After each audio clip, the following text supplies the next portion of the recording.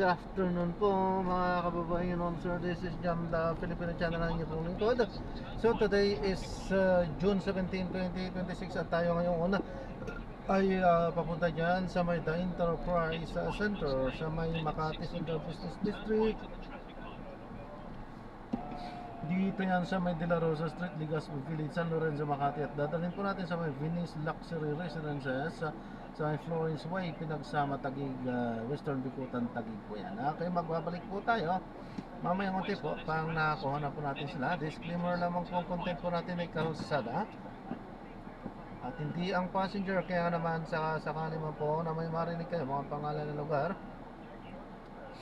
pangalan ng tao, pangalan ng organizations, government o private man yan, ay wala pong kinalaman ng channel na ito at wala pong pinapatungkulan. Lahat po ng pinag-uusapan dito ay pawang dito lamang po yan sa loob at wala pong pinapatungkulan sa labas. Magbabalik po tayo mamaya konti pag nakuha na po natin sila. Sa presentation ng evidence at saka po sa side ng prosecution, medyo marami-rami yung ganito inilistang mga witnesses at mga ebidensya, no? It might probably take a while, no? Kung di ako nagkakamali, tinitingnan nila between 60 yata kung di pa nagkakamali. So, ganun naman siguro sa panig ng depensa. Pero sa amin nga, dun sa panig ng depensa, parang yung ang gagamitin nila ng mga witnesses na kanilang i-cross-examine, parehas din ng listahan ng ating witnesses sa prosecution. In other words, no, we expect na baka technicalities again ang i-raise, no? Yun ang aking personal na pananaw dito. So wala silang sariling witness?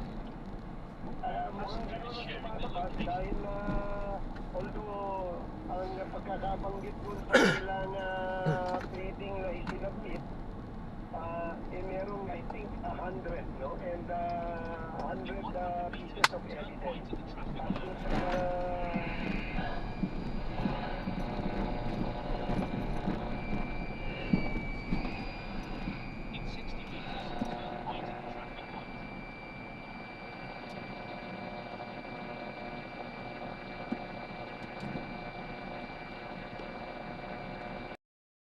Panig ng depensa at papanig din ng prosecution, no? Yung mga private prosecutors din, talagang ika nga, di kampanilya itong mga ito. Gaya ng sa depensa. I-imagine ko kung sino yung kung sino tatayo sa kanila na taga-objection your honor.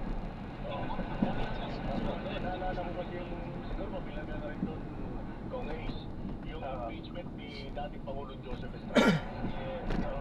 Siya, walang trabaho yung mag-objection. Totoo. Tsaka nililid nila yung sabihin sa technicality. So, I think, sa aking pagkakaintindi, ito ay isang strategy, isang legal strategy, no, na ini-employ ng abogado sa panahon ng paglilitis. So, maaaring makita natin ito. What is important, Willie tsaka Sandro, na una, maumpisahan na ito, no? Dahil matagal na natin hinihintay ito. 2025 pa, 2024, 2025 pa, itong usapin tungkol sa confidential funds at yung iba pang mga naging bahagi ng articles of impeachment na isinabit ngayon, matagal na natin hinihintay yung kasagutan. Kung ano yung katotohanan tungkol dito. And gladly, no, dahil na-convene na yung impeachment court kahit na hindi siya forthwith, at least na-convince siya, magkakaroon ng pagkakataon na lumabas ang katotohanan. Alam mo, Sandro and Willie, dapat talaga lumabas yung katotohanan para naman ang bawat panig, no, yung panig ng inaakusahan at saka sa panig ng nag-aakusa, lumabas kung ano talaga ang katotohanan.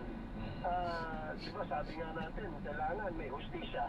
At ang hustisya lalabas lamang kapag nalitis ito at nailabas ang mga ebidensya. Kung ang ebidensya ay mahina, posibleng ma-dismiss o atuloy ang akusado.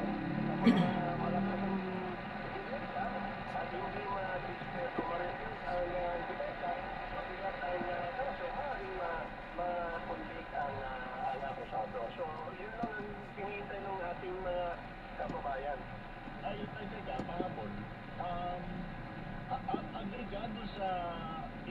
yung threshold, yung number ng collision.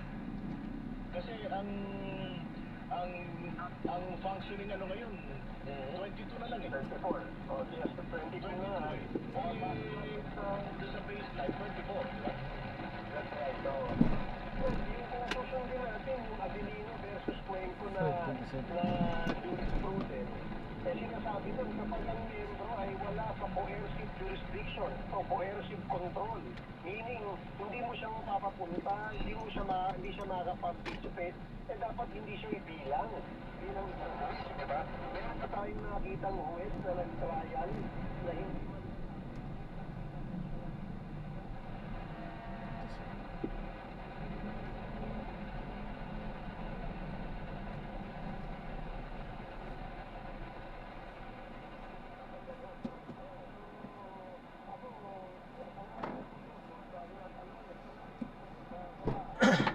Mr. Jerry Driver. Yes, sir. Good morning po.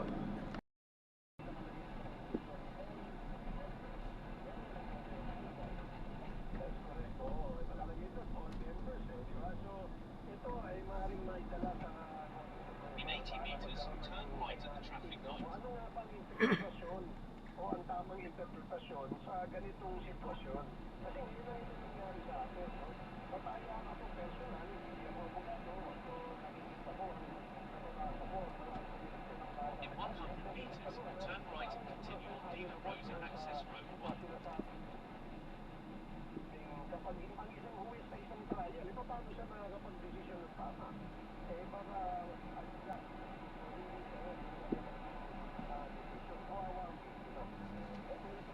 Para matagal-tagal pa naman yung puso na kailangan nila bumoto dahil ang utang pupuntahan itong trial ay kung pagbubukas na may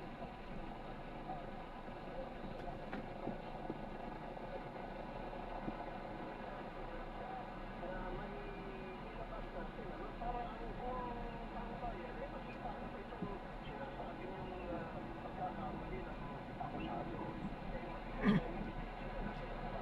In 40 meters, turn right and continue on the same road.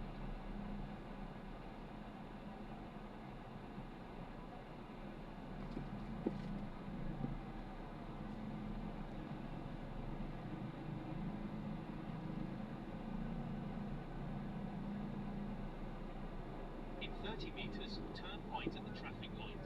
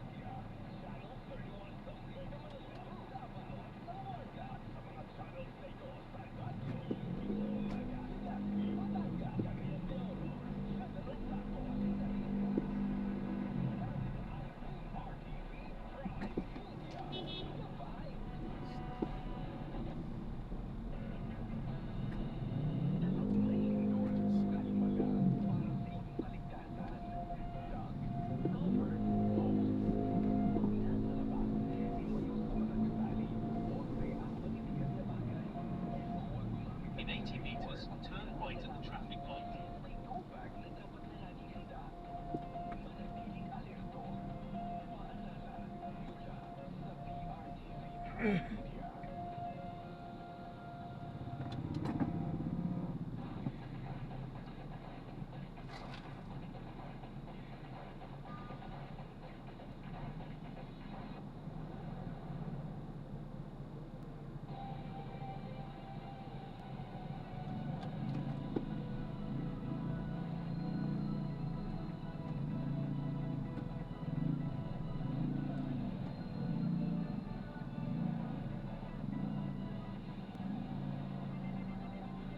June 17, 2026, Miyerkules.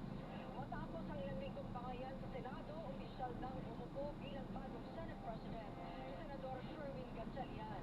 Pag-usapan natin yan mamaya. Kasama niyo pa rin kami sa mga kwento ng bayan at lakas ng masa. Sa ngalan ni Nina Corpus, ako po si Maan Makapagal. Bawat momento, pulso ng bayan, importante yan sa amin. Bawat issue, dadaanan natin yan. Gagabay niyo kami mismo sa hindi dapat palampasin. Live tayo sa DZFM, Radyo Patrol sa Estrella, at lahat ng FMR station sa buong Pilipinas. Ngayon din sa Signal TV, Channel 31. Ako, si Jack Batallones. Ito ang Arangkada Balita.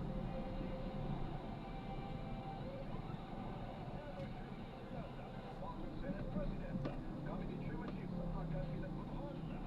House of Representatives, Keep left at the forefront to Ayala Avenue. mahalagang batas sa ilalim ng lelat, tinatawid maihabol. Majority Floor Leader Sandro Marcos, ganda sa mga potensyal ng Independent Voice. Trabaho mas inuuna kaysa pamumulitika. Philippine Supplemental Budget, inisil sa Kamara para sa mga biktima ng lindol sa Mindanao. Kauna-unahang Kaanyugan Festival. Ipinagdiwang sa tao dahil matapos ang magkasunod na lindol noong 2025. Magsisimula ng umusad ang mga pagpasa ng batas para sa Pilipino. Ito paniniwala ng mga mamamata sa pagmuna ni Majority Floor Leader Continue for 500 meters, then keep left at the forefront to Ayala Avenue. Bilang Senate President. Iyan ang maratadang balita ni Mr. Gato Jr.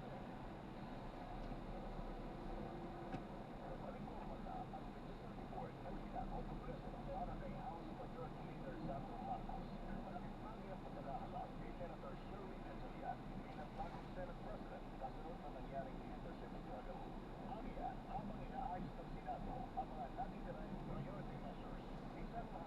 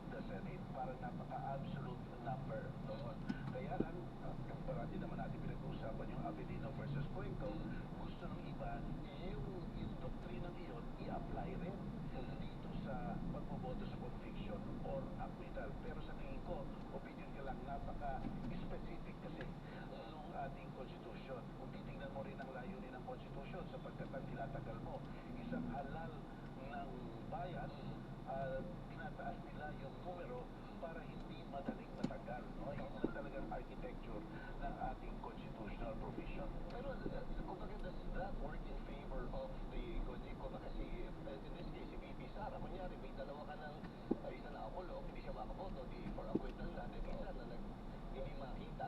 So may issue na sa dalawang boto. Hindi ba parang, ano yun, unfair? Well, kung titignan mo mukhang unfair talaga. Ibig sabihin talaga, maaaring yung kay VP Sara, kaya lang In 90 meters, keep left at the binabalanse nila ang pagtatanggal sa pagkahalal na nationally democratic process. Kaya binabalanse nila yan. Kaya ginawang two-third. Pero hindi natin alam. Malay mo, ilang gawin ng Senado bilang rules nila. Pero baka umakita naman yan sa Korte Suprema. Yun nga, sir. Para baguhin ang EU number na hinihingi nga po ni Congressman Luistro na bilang part ng prosecution team. Para mabago ito, kailangan pa ba natin baguhin sa Constitution or pwede na under sa impeach Senate rules? Pwede dalawang po ang mangyari dyan. Kung sinasabing malabo ang nasa Constitution, pwedeng interpretahin ng Supreme Court kung ano talaga ang ibig sabihin ng katagang two-thirds of all the respective members. Kasi hindi naman nakalagay two-thirds of all the respective members who are present or who are absent. Wala namang nakalagay. Basta sa pag-i-interpreta lang ng Korte Suprema, maaaring magbago yung ibig sabihin noon. Doon sa rules nila, akin rin yun sa Korte Suprema. At pangalawa, ang isang pagbabago dyan para masyad magiging siyerto na, continue on Ayala Avenue for 2 kilometers. sinasabi na hindi ito kayang interpretahin ng Korte Suprema. Pwede pa rin. Continue straight in this traffic light. Kumbaga, hindi naman sa pinungula, kasi katulad niya may dalawa na manalo. Then paano, for some reason, pagdating sa botohan ay may hindi pumasok or mag-abstain, then wala na kung umabsent ka during sa botohan sa impeachment, hindi mo na kailangan ipaliwanag ang iyong vote. Which is, di ba, pag-absent is for acquittal din. Ang in effect, yun ang mangyayari. Basta pag-absent ka, parang pinapababa mo yung numero below 16 tama. Pero pwede rin gamitin ang korte ng Senate yung their power to compel the jurors to attend. Pero siyempre, kahit namatay sila, baka ikaw pa rin ang boto, masaya pa rin. Pero that's part of it. That's part of the democratic process kasi. So, ang inano ko, Senador, kumbaga hindi nila i-expose sa sarili na kung mag-absent, hindi nila kailangan i-explain. Hindi nila kailangan i-explain ang sarili na kung mag-absent. As a matter of fact, alam mo naman, yung pagboboto dyan, pwede nila na hindi mag-explain kasi. Basta bilang no, yes, no, yes, sapat na yun. Okay, so, siguro hindi na naman yung attorney, well, sure nila naman na kasi nakasama. Attorney, well, ano yung dapat asahan natin tungkol sa pre-trial conference?